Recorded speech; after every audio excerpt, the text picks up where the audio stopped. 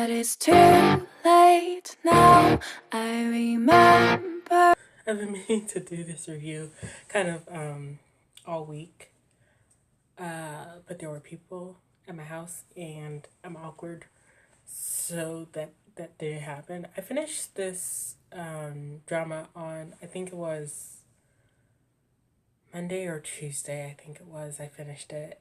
And then I had to write the written review for it, which this drama is 72 episodes. Speaking of, let me get into that. So this drama is 72 episodes. And at some point during my binge watching it, my Netflix account wasn't working. So I went to go watch it on Drama Fever. Why is it 36 episodes on Drama Fever? Drama Fever.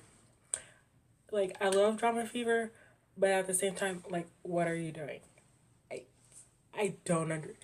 You cannot reasonably fit 72 episodes of dialogue, growth, character development, and emotion into 36 episodes. And I'm from what I watched, because when I went to go watch it, I was on, I think it was like episode 18 or something, and then I went on Drama Fever in order to pick up where I left off on Netflix at episode 18. I had to go back to episode like 8 or 9 on Drama Fever. How do you fit 19 episodes of dialogue and character growth into 9 episodes? So this is just a PSA. I've ranted about this on Twitter. I've ranted about this on my Instagram account. I ranted about this in my Instagram drama review of Love Now. If you go watch this, which I totally recommend that you go do not watch this on Drama Fever. I saw, because you know how Drama Fever has reviews. Like, you can write reviews for the dramas that you watch and give stars and stuff. And there were a lot of 1 and 2 stars and a lot of people complaining, a lot of negative reviews. And I'm just like, I even left my own review on there. I was like, please keep in mind that this is 72 episodes and Drama Fever only has 36 episodes. I'm guessing that they ended it after Yuru and Shide get married. I'm guessing that's where they end the drama on Drama Fever. Yeah, there's a lot more that goes on with these characters, and it's worth watching. I know 72 episodes is a lot, but it's worth watching 72 episodes. Now on to the review, and I will stop ranting about Drama Fever now. Love Now actually has the 2 main actors from Love Around. Although that one came after Love Now, but they are also the lead actors in Love Now. So to start off, the basic premise is that Yuru is a workaholic and her family get together with her ex-boyfriend and come up with a scheme to tell her that she has liver cancer in order to trick her into going on vacation in the Philippines. So that's where it starts off. And then while in the Philippines, she meets Shide. And the most important thing to note about these 2 characters is that they both hate to be lied to. Shide is scary when he gets lied to. And Yiru beats people up when they lie to her. So just keep that in mind. So Yiru goes on vacation to the Philippines. When she arrives, she meets Shide, who immediately saves her from being hit by a car. To which she breaks down and says that she does not want to die. She confides in him that she has cancer, because at this point in time, she totally believes that she has cancer. She also confesses that she had plans to love, get married, and have kids. And Shide, being the gentleman that he is, proposes to her and they get married on the beach, and it's beautiful and wonderful. And she uh, gives herself to him. And this is important because after that happens, she soon finds out from her friend that her family lied to her about having cancer. She flies back to Taiwan and immediately goes on a rampage and does not tell Shide about any of this. She doesn't tell Shide about the fact that she doesn't have cancer, or that she only found out that her family lied to her about it recently. And she doesn't tell him that she went back to Taipei. Um, and this obviously upsets Shide because he actually does have feelings for her. That comes later. We find out more about that later. He follows her back to Taipei and immediately starts searching for her. She finds out that her boss is being sued. Her boss is also her ex-boyfriend. This also comes into play later. Her boss is being sued by Shide's company. In order to get Shide to drop the charges against her company, she uses their aforementioned relationship.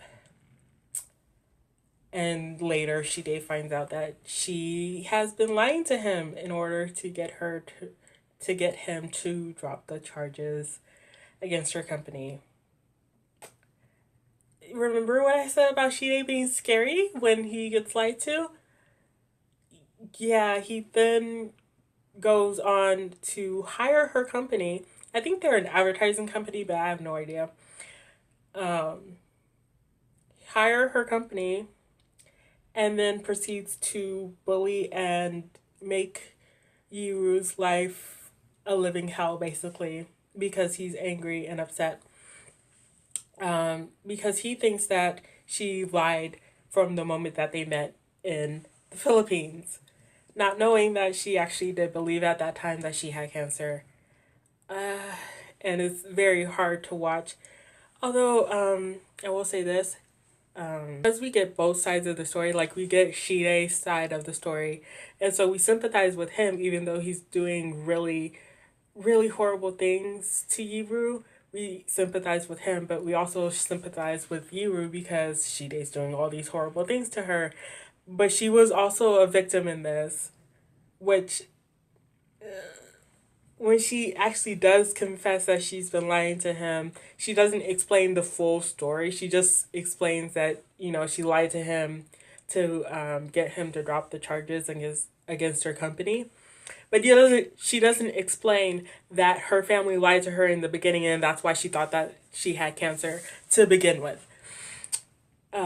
Which is one of my biggest pet peeves in dramas, when they don't properly explain things and then it just creates drama. I'm just like, you could have explained that from the beginning, but you didn't. Right? Is that just me? Is it just me? Going back to what I said about her giving herself to him after they were married. So since Shide believes that she lied from the moment that they met in the Philippines, he also believes that she would go so far as to use her own body in order to get him to drop the charges. And that's another layer on top of why he's upset. Because for him, it was real, but for her, it was just a means to an end. And he calls it to question her character and everything. It's upsetting. So, other than that, like, the drama is very well handled. This is only, like, the first quarter of the drama. There are many others. There are many other stories that come into play later. But I will say that the drama's handled very well. Even while drama is going, the dramas never overlap. Like, there's a lot of dramas that go on behind the scenes, but before another piece of drama starts, the previous drama ends nicely, cleanly, and then it will move on to the next thing. That being said, there's also a lot of comedy.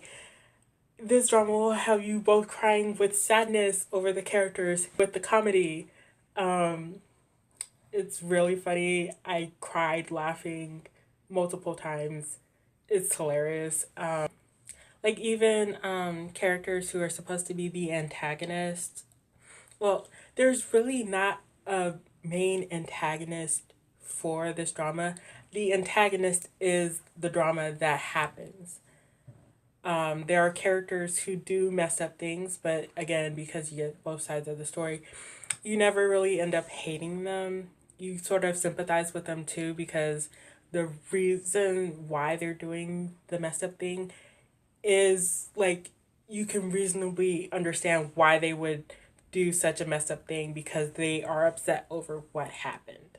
The only character that I really didn't like was the doctor who shows up in the last quarter of the drama to treat Iru. I won't get into why she needs treating, but she needed a doctor, and the doctor is an asshole for like no reason. And he kind of reminds me of House without the House charm. Like, you know how if you ever watched House, House is very snarky and sarcastic, and that's part of his charm, even though he's an asshole. Yeah, the doctor in this didn't have that. He was just an asshole just to be an asshole because he don't know how to act. Yeah. And I feel like I should point out that in the beginning, when Iru's dad and sister are trying to trick her into thinking that she has cancer, they do act upset, but it's blatantly obvious that they are pretending. And it's kind of off-putting because you're like you don't feel the emotion. But then when it comes out later that they were just acting in order to trick her, you're just like, okay, that makes sense. But you still kind of wonder if that's going to be the standard of their emotive abilities. And I'm happy to say that it's not, because later on, when some other stuff comes out, or they're great at emoting. And you do, like I said before, you end up crying with the characters when they're upset. Even if you don't completely agree with their motives or what their character stands for or is doing, you still, feel for them. And there's only really one thing that I could not stand. Well, not really couldn't stand. Like, it was funny, but I didn't like it about the drama. There's this side story between Yiru's dad and Shide's aunt, where Shide's aunt is infatuated with Yiru's dad. And as such, she's always, pushing for them to be in a relationship. And they just go along with it. It's even though it's clear that Yiru's dad doesn't like Shide's aunt and has no interest in dating her, most of the characters just kind of laugh it off or just overlook it, or even at some points push them together, going on dates and stuff. Even though it's clear that Yuru's dad is very uncomfortable, and I did not like that. I feel like at some point, Shide's aunt should have, realized like he's not giving in and given up, which might sound hypocritical coming from somebody who's a Groovia fan, but it's different. Dad doesn't need somebody there to give him love and affection. He has his two daughters for that. Gray, on the other hand, needed somebody to push him into love and affection again because he was scared of, loving people. That's my story, and I'm sticking to it. And like I, with 72 episodes, nothing is really rushed. The only thing that I could see being rushed is not the first proposal, but the two proposals that follow afterwards.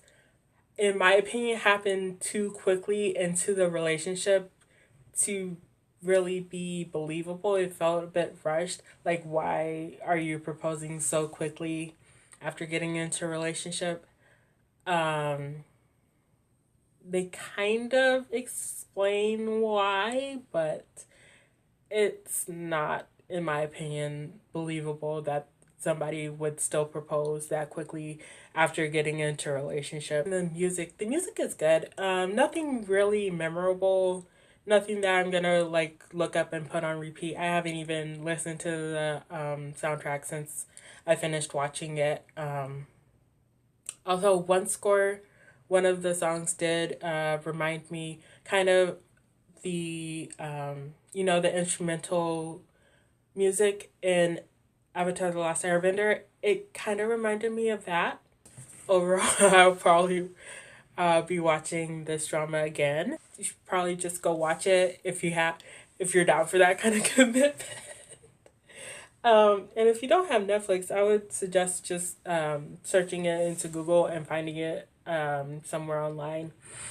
Because it's definitely worth the watch, and it's not worth watching on Drama Fever, because why would you watch 36 episodes of something that has 72 episodes of dialogue and drama? And yeah. So I did just finish Goblin. I might do a video review of that, or I might just do a written review. I'm not sure yet. If you guys would like to see that, let me know, or don't. Whichever. How careless we could be. All day and all night.